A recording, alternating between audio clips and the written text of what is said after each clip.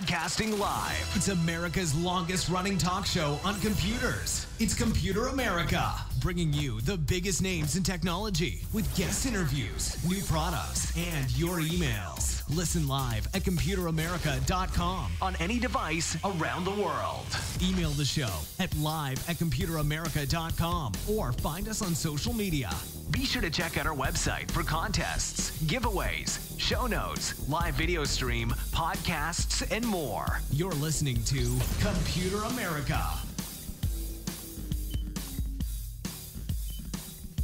Hello and welcome into the Computer America Show. We are the nation's longest running, nationally syndicated radio talk show on computers and technology. Thank you for joining us once again. I hope all of you are, heading out of the week and you're doing so strong. I know it's the holidays and hopefully everyone out there is feeling spirit, there's the spirit. You are happy, you are healthy, and you're ready for some Computer America because we have a great guest for you today where we have a company called Infogix, and you may not have heard of them before.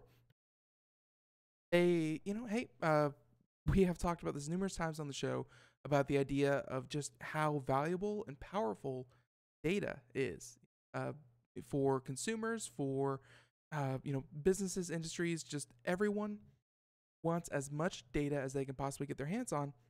And then the other part of that is, actually finding a way to make it useful.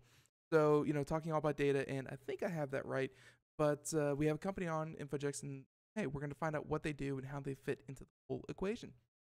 So, but before we do that, a couple of things I should mention, including computeramerica.com. That's where you'll find everything from a link to our guest website. So if you're driving, if you're busy, if your hands are tied up, don't worry, we have you covered. Just go on to our website, and it's right there on the homepage. Also, be sure to check out, any articles or videos that we do there as well. Check out the contests. We will have a winner tomorrow, and that is brought to you by Logitech. That's right. That's our social media contest, still ongoing. And let's see. And I think, the last thing is the video portion where you can watch Computer America and not just listen. So, as we talk to our guests, we'll be poking around their website, doing things like that. Just another way to experience the show. We are still a radio show, but choose to watch us. Hey, we appreciate that too. So with that being said, I think we're just going to jump right into our interview here because, hey, they have been running long. So why don't we go ahead and bring on, once again, company called Infogix, and we have with us the Senior Vice President and Product Manager at Infogix, none other than Miss Emily Washington. So Emily, welcome on to Computer America. Thank you so much for having me. Our pleasure, our pleasure. So why don't we, go ahead and give us a brief overview of Infogix for anyone out there who may not have heard of you guys. When did you get started and why was the company founded? Sure. So we were founded in 1982, so we've been around for quite a while. Our core competency is reconciling data across large enterprises. So our organization works very closely with a lot of major industries such as banking, insurance, telecommunications, retail, utilities, a lot of very data-intensive industries. And what we help these organizations do is reconcile information as it moves throughout the enterprise. So back in the 80s, it was about mainframe data and ensuring that within those heavy mainframe environments, those large volumes of data were getting reconciled as it moved around, so that there weren't any inconsistencies, there wasn't duplicate data, and as these organizations have evolved and they've moved into more of those distributed type of environments, and now as we talk about big data and just the volumes and the variety and all the good stuff that goes along with big data just keeps growing and the complexity is growing. What Infogix is now focused on is as these organizations move from these different data environments, how can we help ensure that the accuracy of that information maintains its integrity, so that as these business units are using data, they're ensuring that they're communicating the right information out to their customers, to the regulatory bodies, and so forth. Right, and I mean, the 80s, I'm sure that, it was super important back then, but what we've seen with the rise, and we're going to talk about, the Internet of Things and the idea that, data used to come from It's your industry, you would know better, but from surveys and just any kind of inputs that you could probably get. But nowadays there are sensors on everything. Everything is tracked. Everything is monitored, and there's a lot more data that can tell you a lot more things. So why don't you tell us, kind of what makes Infogix a bit different? Because we've had other, data companies on the show, and they all claim that they have the best algorithms and widgets and doodads. But what makes you guys really stand out? Yeah, it's interesting because as you know, just the technology landscape is massive. It's very crowded. There's a lot of vendors out there, us obviously being one of them. And one thing that we've always prided ourselves in is just the fact that we've been around for such a long time, but we still operate as a relatively small organization. We're about 500 employees globally, but we take a very customer-centric approach to how we work with organizations. A lot of these really large enterprises that we work with are dealing with very, very large vendors that provide a lot of excellent capabilities, and we focus on filling in those gaps. So as you talk about reconciling information, for example, and as you cross those different types of data environments, there are very strong, built-for-purpose vendors that focus in different types of environments. And one thing that we focus on, especially from a roadmap standpoint, what I am always looking at is how can we bridge the gap between those environments? So as these organizations shift their focus and they try to handle larger volumes of data, or they're looking at new data sources like IoT that we're going to talk about here. How can they leverage technologies that they already have in place, but be able to expand in an easier, more cost-efficient way? And that's what we're focused on. Right, makes a lot of sense. So, and I don't want to. I don't want to talk down to our audience because, no offense, we've been talking about the Internet of Things since 2013, 2014, whenever the term was coined. It's been huge. Well, it was kind of like a subtle thing a couple years ago, but now it's probably as common can be. For anyone out there who has been living under a rock, Internet of Things are devices that are simply connected to the internet, can be controlled, and send back data that can be analyzed, at least in this case, kind of focusing on the data.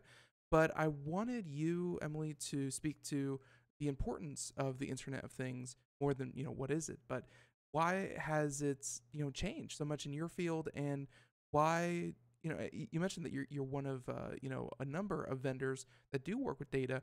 I mean, why is the space so, kind of, I don't want to say crowded, but why is it so populated? Is data just that important to companies and industries? It is, absolutely. I mean, we work in these very different industries, right? You look at a banking industry versus utilities, right? They're trying to accomplish different things, but all these organizations are reliant on the data that they use. And at least what I've seen and what I personally find very interesting about this entire space and just how organizations are trying to leverage this data is it is continually changing. I've been with Infogix for 15 years. I've always been on the product side of the house, and we are always looking at, how can we help these organizations get more insights out of their data? The way we approach it is going to be very different than the way, probably the hundreds of other vendors out there do it. I think we're all trying to accomplish similar things, but there's so many unique avenues you can take to get those insights. And you mentioned, you talk to a lot of vendors, and we all have the best widgets or algorithms, right? We're looking at how can we help those organizations get insights into those data. And so IoT, there's so much untapped information. I read this stat that you take an oil rig. These oil rigs have 30,000 sensors on it, but only 1% of data is actually captured and leveraged from that oil rig. We don't even know what data is out there for those IoT devices. So much information, metadata can be captured in all of these devices. Now, what do we do with it? We're starting to collect it. We're trying to manage it. That's why the big data explosion is happening. And maybe it's taboo at this point to talk about big data, but at the end of the day, we're all just trying to collect that information and now try to figure out what can we do with it. Right. And that is part, and that's another side of the puzzle that we have had a number of organizations. I'm not sure how much you guys do with AI. Like artificial Hmm. intelligence was a science fiction kind of thing, but it very rapidly over the past year or two, it's now just common. There are robots out there that are, or programs out there that are essentially consuming the data that you're talking about and organizing it and putting it in, making it useful in the way that people just never could. So, and I wanted you to speak to. You mentioned that there's all these sensors around us. More and more year over year. More devices are not just Internet of Things, and they're not just more convenient, but they do send back data. My question to you is that can make people a little uncomfortable. Um, when you say that you want to collect that data, analyze it, I mean, what do what does Infogix think? What does Infogix think, or the industry in general? What are you trying to do with this data? Because there are the people with the Hmm. tinfoil hats that believe, oh, they're going to monitor everything I do, say, speak, sleep, and Right. eat. Uh, that can be part of it, and that can happen. But we've seen data, lead to better cancer diagnosis. We've a lot of benefit come out of this. Where do you think data analysis is heading? Yeah, it, so I, so just as an aside, so obviously, my dad tries to understand what I do, and he's trying to grasp the concept of using a phone and all the data and everything, Right. and there he's sitting there going, I don't want people collecting my data. This is my information. I don't want anyone touching my data. And we hear that from the industry side as well, right? As a technology vendor working with a bank or an insurer, they have to be very careful in how they communicate with their customers. You don't want there to feel like there's a big brother, watching Yeah. over you and trying to get insights and use it negatively, whether it's for marketing campaigns or things that, are really intrusive to that person. So you have to understand what the person you're targeting is doing. And, so at least the way Infogix looks at this, and as we work with our customers on, to what extent will we help them collect the data and utilize that data?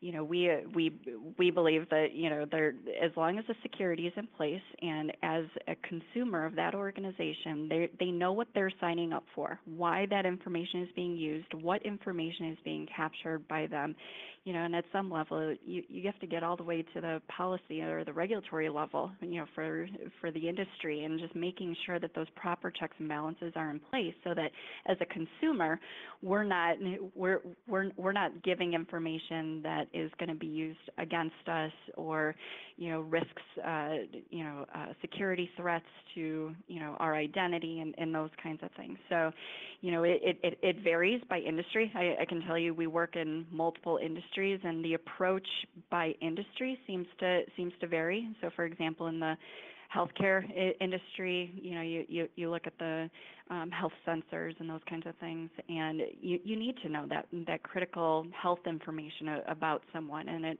you go to, let's say, P&C insurance, and Right. you buy a car insurance policy, but you have that sensor in the car that actually is monitoring your driving behavior.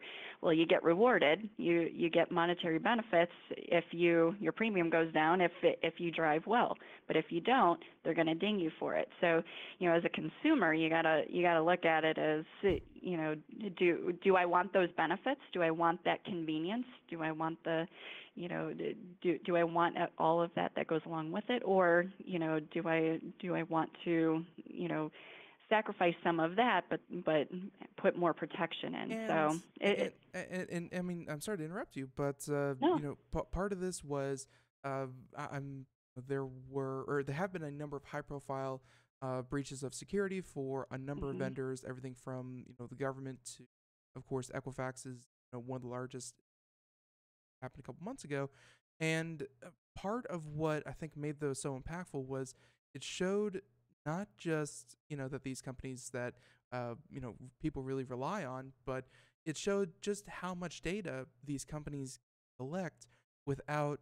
I don't think that the Equifax, even though their security standards were pretty subpar that we found later out, but how they went about collecting the data that they lost eventually was not illegal. They didn't do anything illicit. They didn't their Hmm. business and of collecting, processing, and then packaging and reselling that data, completely legitimate. But people were surprised that when a company that they never signed up with, uh, when they lost their data, they lost a lot of data, and it was very personal to a lot of people. So I guess Right. my question, again, I know we're getting pie in the sky ideas here, but um, you know, the do you think people should be concerned, or do you think people uh, really, truly, or even companies too, really understand just how much data that they're putting out? Not just what you do, but just how much your company is capable of telling about industry trends, people. Right.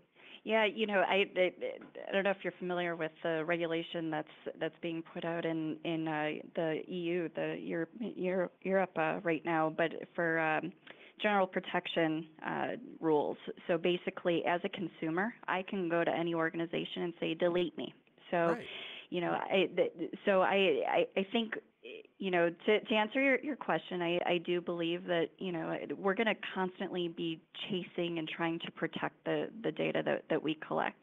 I think, and especially as we look at IoT devices, we don't even necessarily fully understand what all data we are actually collecting, right? We're going to store it, we're going to analyze it, and then as an organization, I have to know where all of the data exists for every consumer or for every third party that I'm working with, so that if something does happen, it's not necessarily about protecting it from happening, because you're always going to have those hackers and folks that are going to find ways to get to that data. There's going to be those breaches. We have to assume that, because it's always going to be changing, and it's hard to stay on top of that. There's a lot of efforts you can put into place there, but what happens when that happens, right? If there is a breach, what data do you need to be worried about, and how do you shut it down, right? So it's also a response speed, when issues do arise, so you can prevent it from perpetuating downstream. Some of these breaches, you read that it takes months for them to remediate that and really identify the impact of that breach and what all data was actually hacked into. And so I think it's very important from an analysis standpoint, from just a data integrity standpoint. Where does all that data reside, and what is private data, and what is coming from those devices that are collecting sometimes very personal information about someone, and how do you protect that once it gets transmitted to the organization? And just as the last point, the Equifax thing, we're a little in a culture that really shuts down conversation about salaries. And when Equifax was, they were hacked, some of the data that was lost were, people in Fortune 500 companies and many, many companies around the country.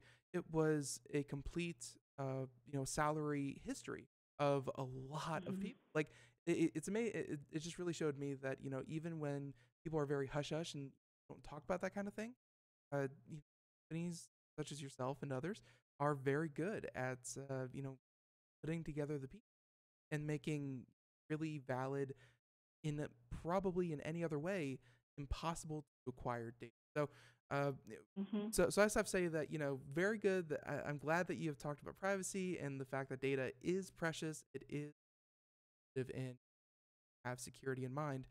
Let's talk about the parts of Infogix. Seeing here, you have three different parts, and you correct me, but validate, govern, analyze. Those are your parts of your Hmm. data that you deal with. Why don't we start with one, two, three? Start with validate and tell us, about the different parts of your, because why do you have to validate your data when you could just collect enough of it and say, plus or minus one? Hmm.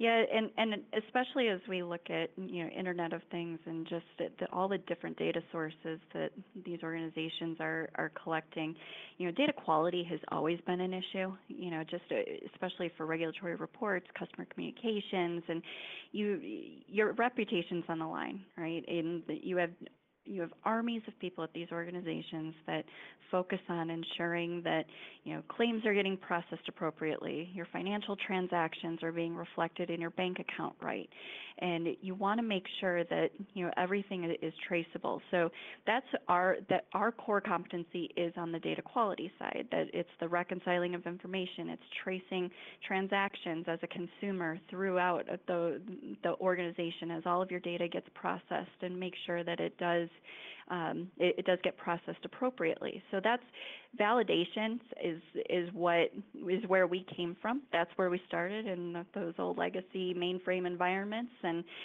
as we look at these new IoT sources and unstructured data and more information being available and videos and phone calls, phone scripts, and those kinds of things, we look at how do you validate all of that data across the enterprise.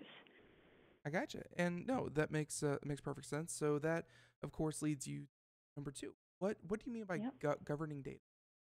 Yeah, so and this actually goes back to even some of the security stuff that we were just talking about, and just the importance of regulating the information within the enterprise. It's about you're seeing this movement at all these major enterprises to put in data governance initiatives. You may call it different things, but at the end of the day, it means you have a common understanding of what that data is across the enterprise, making sure that when you say a customer name, what does it mean when it comes in from a sensor, from an IoT device? What does it mean when it's sitting in a billing system or your CRM system? And making sure that that common understanding is known across the different business units within the enterprise. So as someone in IT, I'm looking at that. As a data scientist, I'm looking at what is that customer name, but what does that mean to me?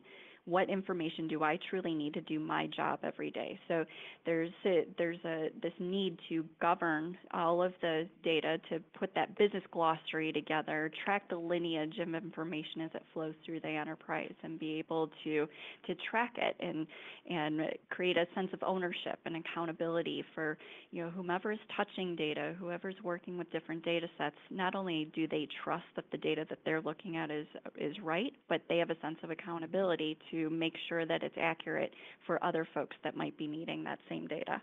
I gotcha. Makes perfect sense. And I think before we move on to analyze, because that's going to kind of lead us into effects and benefits to for this kind of data collection. You've mentioned a couple times about we touched on Internet of Things lately, but I remember going out to CES, the past couple of years, and I know I just got invited to one that had like every large company crammed into one house, and essentially they were all saying that come and check out our new smart home, uh, Internet of Things smart home, essentially. I don't know what else to call it. Hmm. And, it's beyond just light bulbs and switches and air conditioners. I mean, I've seen everything from, things monitoring the water line, the gas line, monitoring, motion in the house, times a day, things like that. I mean, when you said a couple times here, you are getting data back from these Internet of Things devices.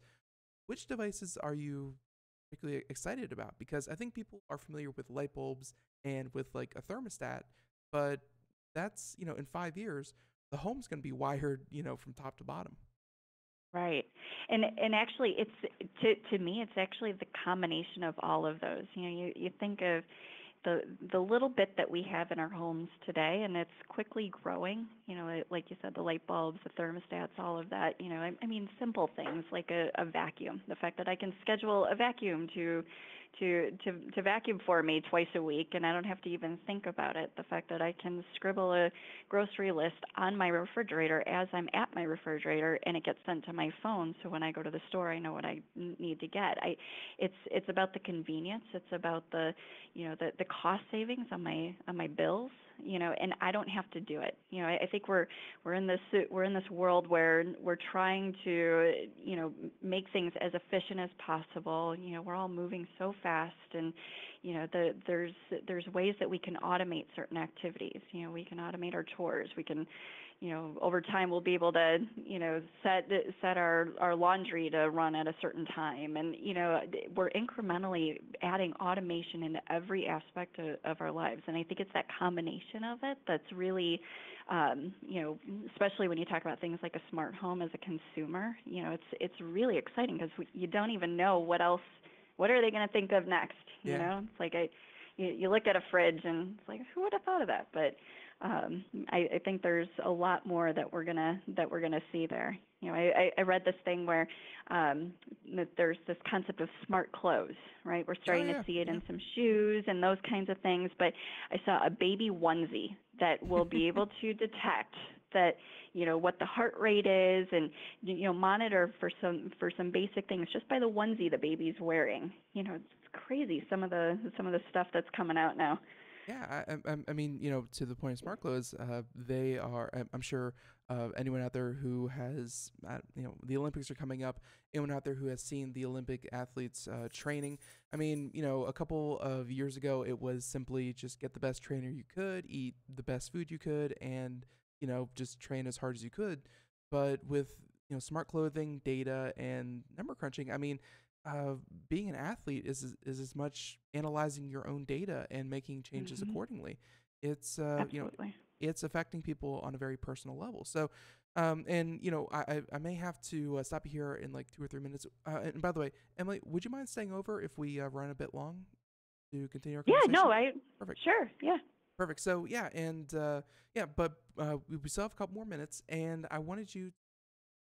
We've been keeping it very consumer oriented, but what other industries do you think are kind of poised to take off or really take advantage of this data? Because honestly, we've already seen some influences in things like shipping packages, medicine, and electric grids, things like that. Where do you see it really taking off? Yeah, I was looking at a few different examples here, and I think we're going to see a lot from a factory standpoint. I think a lot of businesses that operate heavy machinery, we're already seeing a lot of that there. I think that's one area. From a worker safety standpoint, I think that's going to be huge.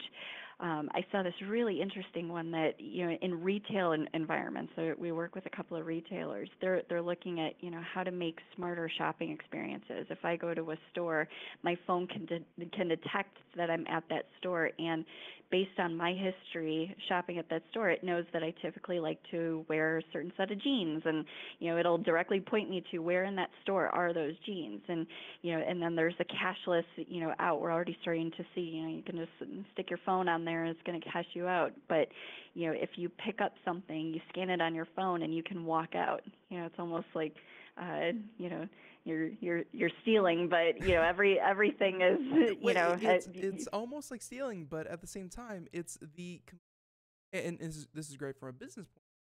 It's kind of impossible to steal because you're talking about exactly. Using your phone, but we've already seen where Amazon is doing it for little convenience stores, but they're hoping to put it into big retail. They essentially track your face. I mean, it's not like it's not like someone stole my phone and they went on a shopping spree with it. It's your face. Yeah.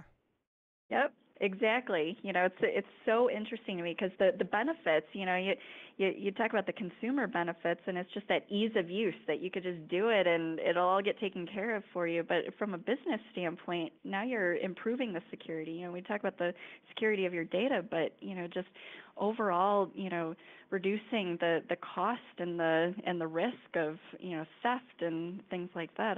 There's so many benefits to the business as well. So and we're gonna have to stop here in about 30 seconds. So everyone, when we come back, we are of course talking to Emily Washington, the Senior Vice President and Product Manager over at Infogix. If you want to check them out, you can at infogix.com. And Emily will be joining us here on the other side of the break. But everyone, music means we're gonna take a break as we come right back. And we have a lot to, of course, talk about. as we wrap up, we're going to talk more about, other industries where IoT is going to benefit, how it's going to benefit you, and hey, been a great guest so far. Looking forward to it. Everyone, stay tuned. Computer America, right after this. We are all Brother Wolf. 10 years ago, a group of locals banded together to create positive change. We took animals into our homes, held adoption events at local retailers, and talked to the community about our mission to help build a no-kill Asheville. A decade later, we have achieved so many victories for animals in need. There's been so much progress, yet there's still so much to do. As part of our year-long celebration, we encourage you to become a member of our special Compassionate Circle program. With a monthly donation of $10 or more, you will have behind-the-scenes access to the work we are doing at Brother Wolf. Our goal is to reach 1,000 members because we receive no government funding. Working together, we can help build and sustain no-kill communities. Learn more at compassionatecircle.bwar.org. We are a 501c3 tax-deductible organization.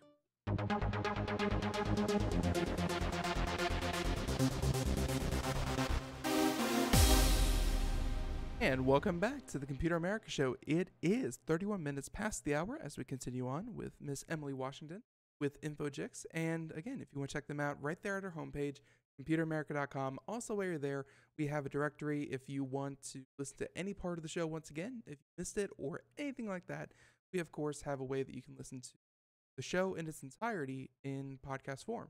So right there, plenty of places, iTunes, of course, and Google Play, iHeartRadio, so on and so forth. But continuing on with this is Emily, and so we were kind of wrapping up our thought there about which industries are really going to benefit from this. And you mentioned factories, workplaces. I mean, for people who run businesses, I mean, factory and safety, that's definitely one benefit. I think the other one is, and actually, before we do that, could you explain if you use any kind of artificial intelligence to, kind of analyze and put the data together, or do you actually employ an ungodly amount of data scientists to put all this together?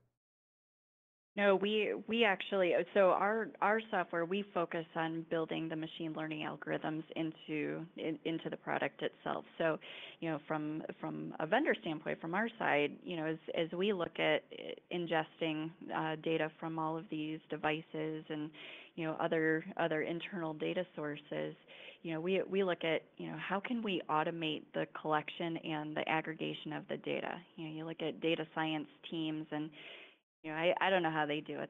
They're amazing. They are able to sit there and identify what data is actually needed out of these massive volumes, and what are those key elements that you can apply machine learning to. And so one of the things that we focus on is how can we build more of that automation into the product itself. And I think it's very important from specific industry standpoint. We do have experience working in many verticals, and one thing that we have found as we've developed our software is, how can we build in some of that domain expertise when we're looking at, maybe gas meter devices in the utilities industry, or those drone data as they're hovering over buildings for insurance policy management. You look at all these industries, and I think it's very important to build that domain expertise into the product itself. And as the machine learning, is looking for certain data elements, we know what we're looking for. We understand what the data sources are that are coming in. I gotcha. So, and one other one I really want to talk to you about, because we are a radio show, and I see here that you one of the industries you work with is media communication, where I'm assuming that you also work with telecoms and internet providers, things like that. But advertising and just the way that you that you gauge the success of certain mediums. I mean, it used to be kind of like a ballpark figure. I remember, even when I got started a couple of years ago, Arbitron was, of course, the number one name of the game. And whatever their numbers were, I mean, they weren't exact by any stretch of the imagination, but they were the best the industry had to go on. That's Right. not the case with the Internet of Things, smart devices, and the fact that, hey, now you can actually, kind of go down to the individual and know what they're listening to. So, how has Yep. this affected, just this industry?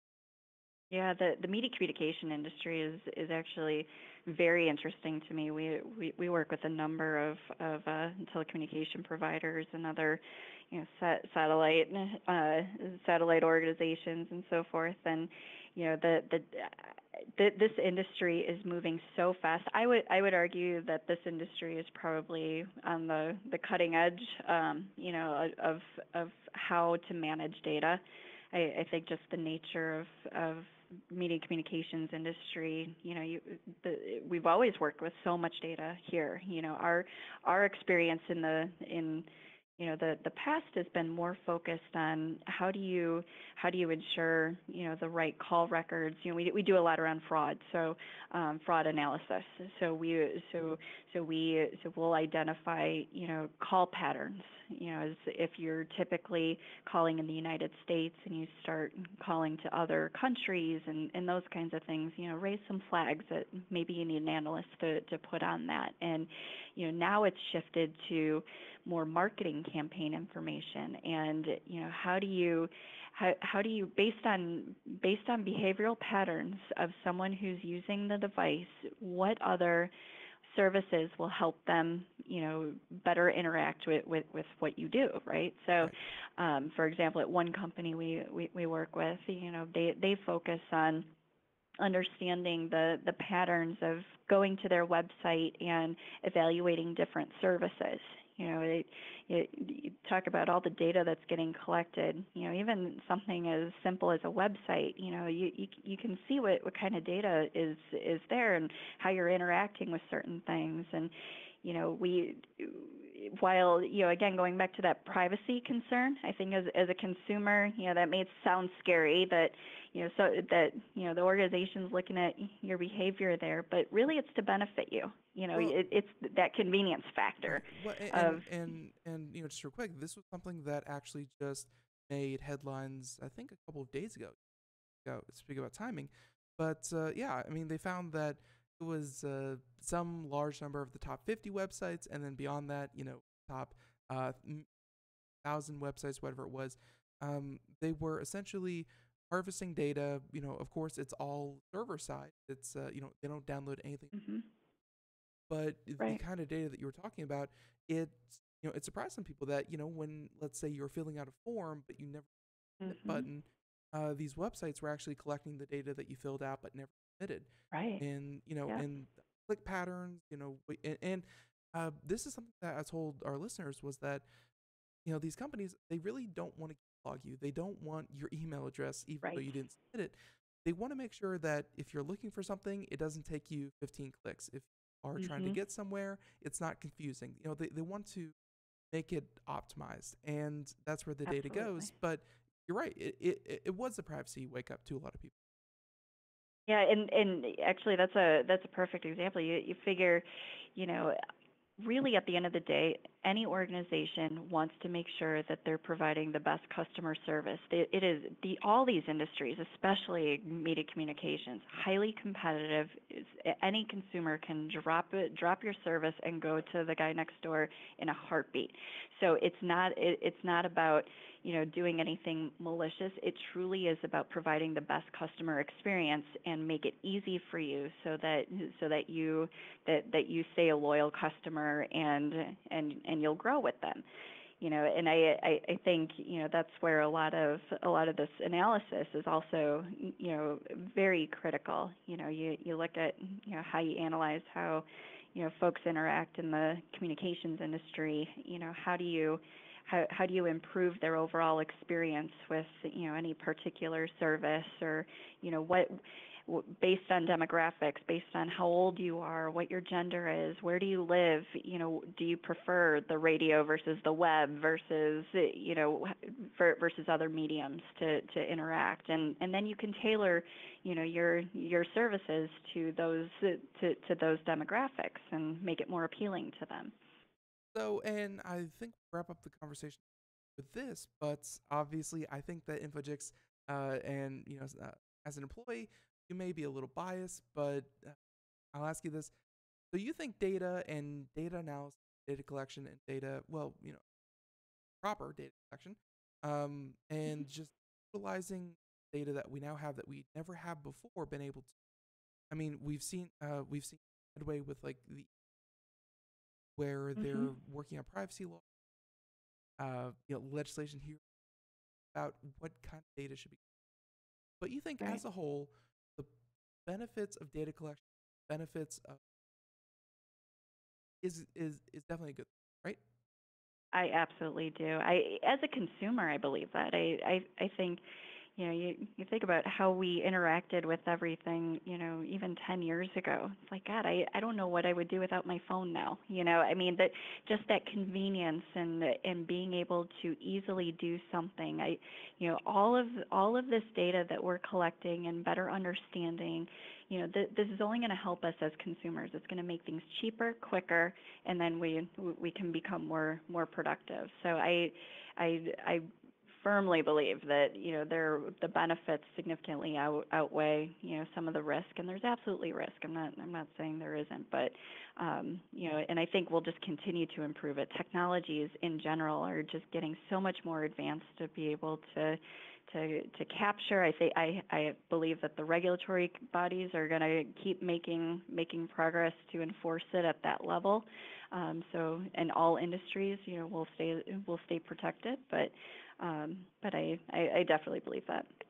And so the last thing, what's next? What's next for Infogix and it was management. Obviously, so you think that what you've been just gonna get, more more but Yeah, yeah. what is the data man?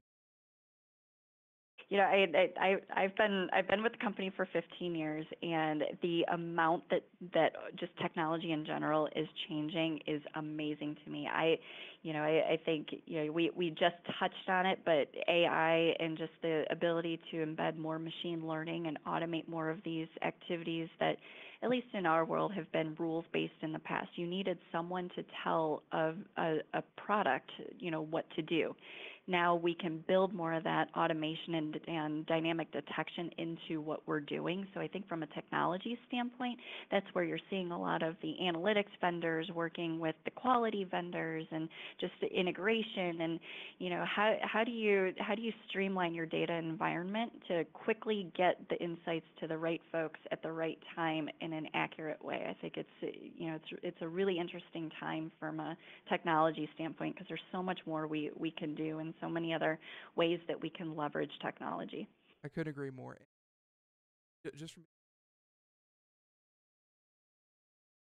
out of technology, it may just be the politics that's happening in the U.S., but 2017 it went by super fast, and the tech from the beginning of 20 technology at the end of it leaps and bounds. Months Absolutely. seeing advancements every definitely very exciting, and Exactly. it's been very exciting to have. So everyone, one more we've been vice president and product manager. And Emily, if people want to find out more, Oh, they can go to our website at infogix.com, or you can find me on LinkedIn. all right, perfect. So yep, and I'm sure everyone knows that. And folks, that right there. So Emily, thank you for staying over. And yeah, definitely looking forward to 28. Thank you so much for having me. Our pleasure. Our pleasure. Have a great day. Bye bye. You too. Thanks a lot. Bye bye. so everyone have it. Infogix, and once again, you can find the page. So, with that being said, we are going to switch and, well, have the data analyzed, and all of you want to head into computer and tech. So, here we go, computer and technology news, brought to you by Fire Dragon Security.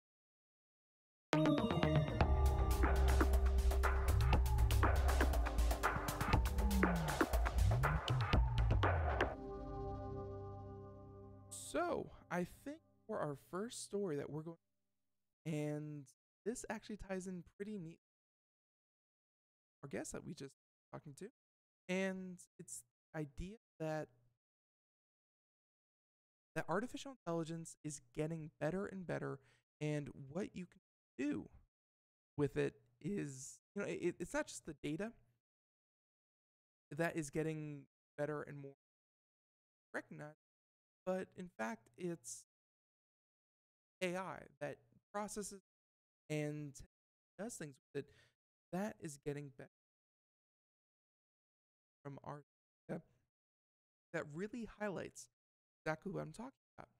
Where, Nathan with Ars Technica again, but DeepMind AI. So they know that better as AlphaGo, where AlphaGo was Go playing artificial that beat Go Master, which people thought we will away from ever accomplishing. But here we are, and it did. Well, now we have the next version, and we have Alpha. So AlphaGo. Well, yeah. DeepMind product of that was AlphaGo. AlphaGo. Now we're up to Alpha, latest artificial, and exciting because it proves how exponential you get. So they're saying that in a new paper, they have details about how quickly AI has had its self-training, such scenarios that, in case they were a complete fresh, someone who never touched a chessboard, and they in the company, they're artificial, but they play chess. The data and boundary of it, what you really, and then they say, okay, play against yourself, and essentially it makes a clone of itself and plays very rudimentarily, obvious mistakes. And as it makes mistakes, the other version of itself will make mistakes, or it will capitalize upon mistakes over and over repeatedly. And so you start with a complete novice thing, just know that's as per by the science. And then what took AlphaGo days to become a chess master. Chess master be someone who, as they play up the ranks, play on the level of, they have a ladder system, but essentially plays on the level of where AlphaGo.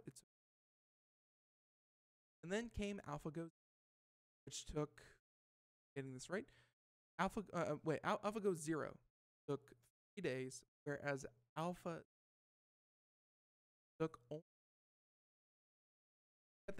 only 4 hours, going from 3 days of self-training. So for those keeping track, DeepMind's latest AI became a class competitor, separate complex game, less than a day, saying that the team set out to build a version of its previous software, and it would appear they succeeded. So that we talked about with artificial intelligence is that sometimes when you try to get it to adapt to different, so if you took a chess playing artificial intelligence, said, congratulations, the stock market, you are now analyzing the stock market. Well, because it it has to unlearn pretty much everything to then be repurposed as. Like this time, they went about making that a more version so they could then case teach it chess and Go and game. But essentially, uh, it was more flexible. So it wasn't just good at one thing, but it was at another. So they said that this time AlphaZero relied more heavily on trainings just a couple months ago. And as our science editor, John Timmer, described the process, saying that the algorithm that how it played against itself over and over.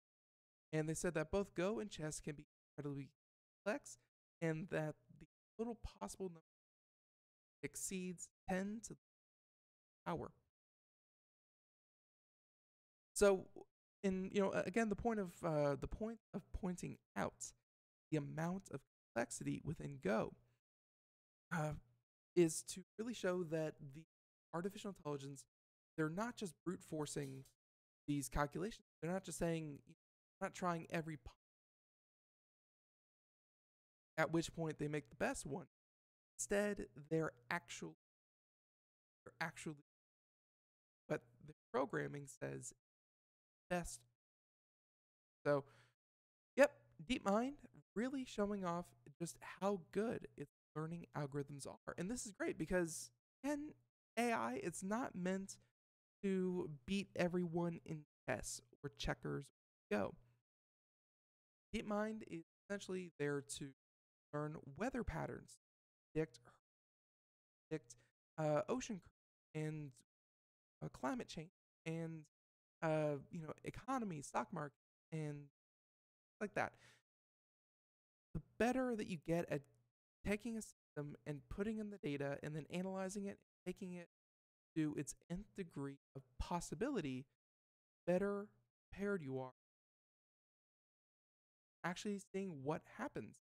So today, chess and Go may be tracking. That's what's exciting. That's really showing that DeepMind is getting good at it. So let's see. Have time. And why don't we do this one? So I know we talk a lot about cryptocurrency. I'm not going to stick on it too. A couple of points. This happened, I believe, just last night. And yeah, a cryptocurrency mining marketplace had been compromised. It had been hacked, and $64 million has been lost. Now, when I say it's been lost, even though it's trackable, traceable, that doesn't mean that you can get it back. So, a company called Nice Hash, and by the way, this comes from Engadget, Mr. Moon, saying that Nice Hash says it was targeted by a sophisticated cyber attack, which, break down the term, sophisticated cyber attack, essentially means they said it was a highly professional attack that involved sophisticated social and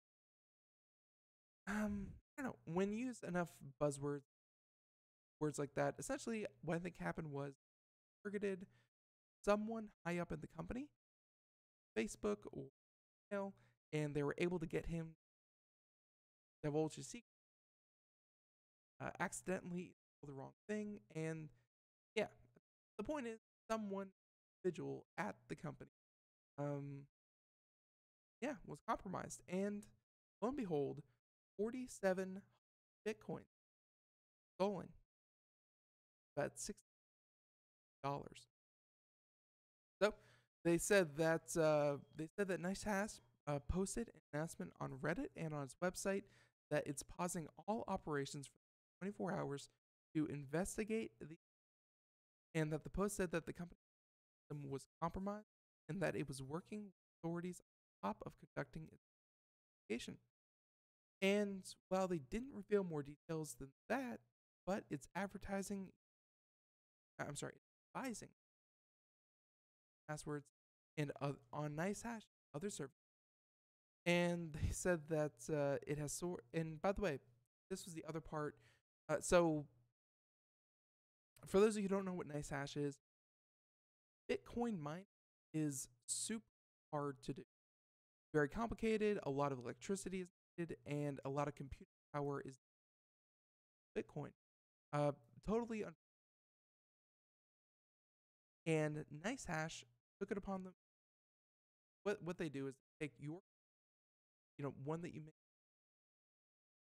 and they have you mine instead they have you mine altcoin. Or we've had a couple of them here on the show, things like Litecoin, Ethereum, Dash. Essentially, coins that take a lot quicker and are a lot less in time. And you sign up for the service, connect your computer, pay in electricity and your hardware, and you mine, and then at the end of they go ahead and trade in that alt for Bitcoin. So you do get Bitcoin, but you do it at a bit of a faster rate than you would if you were. And of course, NiceHash was going to take a certain fee off the top. You get coin, and you faster than other ways. Sounds all nifty, still again, fact. So that happened. And last thing I want to mention about Bitcoin, this has been such a weird thing to keep track of because it seemed I didn't even say it's Bitcoin was just celebrating the fact that it broke $13,000, and as of the time of this show, as of right now, it is just a hair under $17,000 Bitcoin. It's gone up about $4,000 in about a day. It's something's going on with Bitcoin, and scary from an outsider's perspective. I can't imagine being inside, but it's scary. So with that being said, we have time for just story, and just real quick, we're going to do something about Snapdragon. So Snapdragon, for those of you who do not know, Snapdragon is they are a mobile processor found in almost every single phone out there. Although Apple recently said that they were going to switch off branded processors, but essentially Snapdragon has a monopoly on the market. And so when they come out with the latest and greatest, it's definitely something to sit up and notice. So here we have it, Snapdragon 845, where they unveiled with a 25% faster CPU and 30% faster graphics. So when they say 25% faster and 30% faster, that means that most phones, tablets that do use this kind of processor automatically get that much better. That's awesome. So they said, let's get into the numbers quick. They said that the Cryo 385 is once again a derivative of ARM. And essentially they said they clocked it at 2.8 gigahertz in efficiency, and that run up to 1.8 gigahertz. So it can go up to 8 under conditions, but run efficiently at 1.8. Well, and by the way, this was the 835. These were the 835 specs. Here we go. The 845, 30% faster graphics, 30% better power efficiency. And yeah, they said that essentially it can provide much faster, better, and more efficient graphics. Folks, this simply means that phones, they're going to be 30% faster, 30% last 30% longer.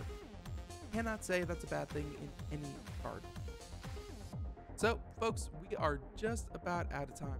Thank you for joining us here on America, and thank you to Infogix, who was our guest today. Very interesting about data collection, data management, and data analysis.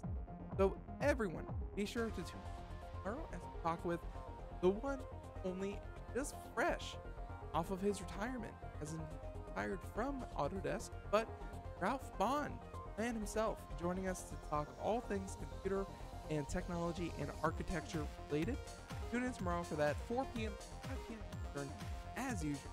And everyone, have a great day. Thank you so much. Bye-bye.